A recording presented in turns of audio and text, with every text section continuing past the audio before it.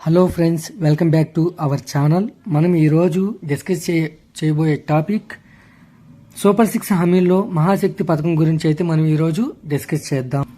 Andhra Pradesh assembly ఎన్నికల సందర్భంగా TDP కూటమి ఇచ్చిన సూపర్ 6 హామీల్లో మహాశక్తి పథకం కూడా ఉంది. ఈ స్కీమ్ ద్వారా 18 ఏళ్లు నిండిన మహిళలకు ఆడబిడ్డ నిధి కింద ప్రతి నెల 1500 రూపాయలు ఆర్థిక సాయం అందిస్తామని ప్రకటించారు.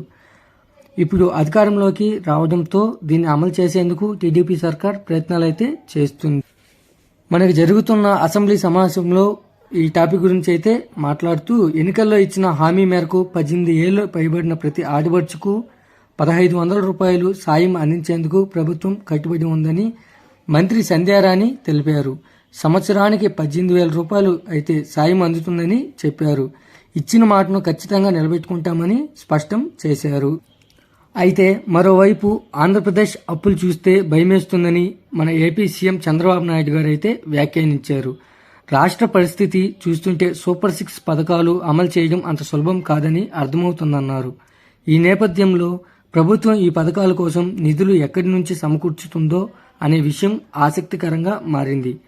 సూపర్ 6లో పేర్కొన్న పథకాలను ఓసారి పరిశీలిస్తే రైతులకు ఏటా 20,000 పెట్టుబడి సాయం, స్కూల్కు వెళ్లే ప్రతి విద్యార్థికి 15,000 రూపాయలు, మహిళలకు ప్రతి నెల 1,500, ప్రతి ఇంటికి 3 గ్యాస్ సిలిండర్లు, మహిళలకు ఉచిత బస్సు ప్రయాణం వంటివి ఉన్నాయి.